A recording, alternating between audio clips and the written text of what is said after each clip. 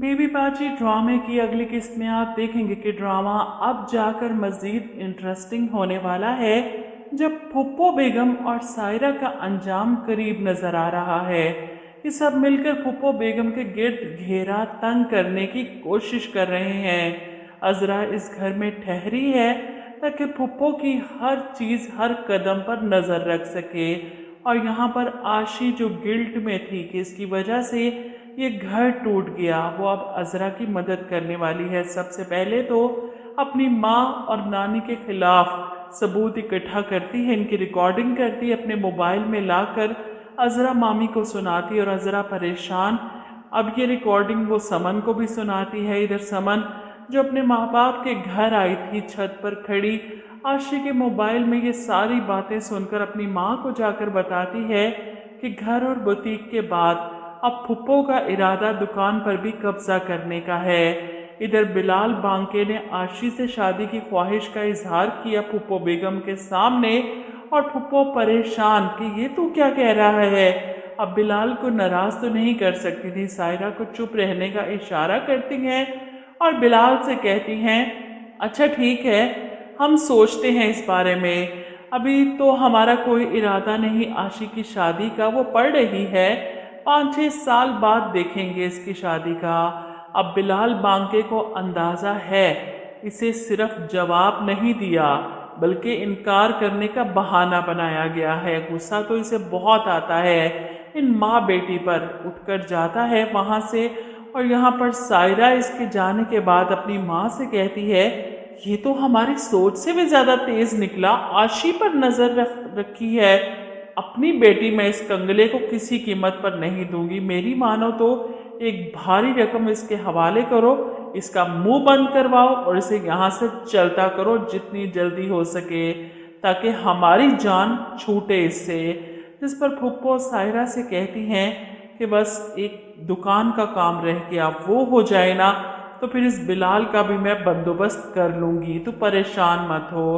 अब बिलाल को अंदाजा हो चुका था ये फुप्पो और सायरा इसे पूरी गेम से किक आउट करने वाली हैं, इसलिए वो अपना सेकंड प्लान तैयार रखता है।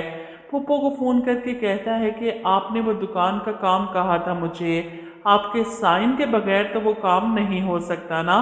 जिस पर फुप्पो इतना सब कुछ मिलने के बाद बेजार सी हो चुकी हैं कि इतनी दौलत कहाँ से कैसे संभालें, इसलिए बिलाल से कहती हैं, ये जो दुकान और कारोबार का झमेला है ना, ये तू देख ले, मुझसे नहीं होता भाई, ये सब कुछ मुझसे नहीं जाया जाएगा कहीं। इस पर बिलाल कहता है, देखो बुआ, तुम्हारे दस्तखत के बगैर तो अपील दायर नहीं हो सकती ना। अब इसकी शक्ल देखकर ही पता चल रहा है ये फ्रॉड करने वाला है फुप्पो के साथ, साइन करवाएगा फाइल पर और सब कुछ इनसे छीन लेगा, और फिर इन्हें ब्लैकमेल करेगा कि आशी से मेरी शादी करवाओ तो ही सब कुछ वापस मिलेगा, वरना। इधर आप देखेंगे कि समन ये सारी खबर जाकर अपने घर में बताती है कि फुप्पो दुकान पर कब्जा करने की कोशिश कर रही हैं, मुझे आशी ने बताया। ये सुनकर अस्मा तो तड़प ही जाती है। अगर मकान और बुटीक वापस हासिल करने के लिए थोड़ी सी मज़ाहमत कर लेते तो ये नौबत ना आती। तीनों भाई भी परेशान कि अब फुप्पो को कैसे रोकें, कारोबार भी हाथ से गया तो वो खाएंगे कहाँ से, कुछ समझ नहीं आ रही।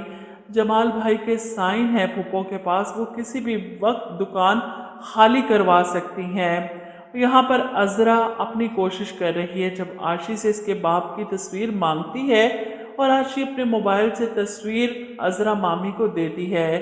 अजरा ये तस्वीर वलीद को भेजती है कि एक तस्वीर भेज रही हूँ मैं तुम्हें, जिस पर वलीद पूछता है किसकी है।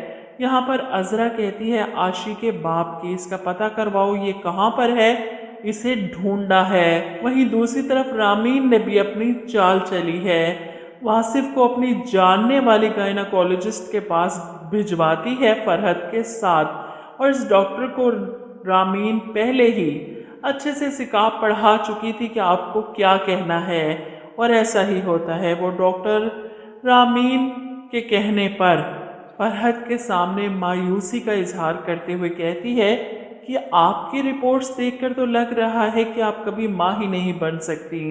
यहाँ पर फरहत के तो पैरों तले से जैसे जमीन खिसक जाती है। ऐसा कैसे हो सकता है? मैंने इतने डॉक्टर को दिखाया, आज तक किसी ने मुझसे ये बात नहीं की। लेकिन वो डॉक्टर कहती है कि मैं क्या कह सकती हूँ, मेरे सामने रिपोर्ट्स पड़ी हैं आपकी। अब घर आकर फरहत रोती है, रोते रोते सो जाती है। लेकिन वासिफ को बहुत दुख है, अफसोस है फरहत की इस मायूसी पर। मैं कोशिश करूँगा फरहत को मनाने की, किसी और डॉक्टर के पास लेकर चलते हैं। लेकिन फरहत इनकार करेगी और यहाँ रामीन भी वासिफ को समझाने की कोशिश करती है किसी और डॉक्टर के पास जाने का कोई फायदा नहीं। अब ये सबसे अच्छी डॉक्टर थी। ऐसा हो सकता है फरहत तुम्हें कभी औलाद की खुशी नहीं दे सकती। वो जानबूझकर वासिफ का दिल खराब करने की कोशिश करेगी फरहत की तरफ से, ताकि अपना उल्लू सीधा कर सके।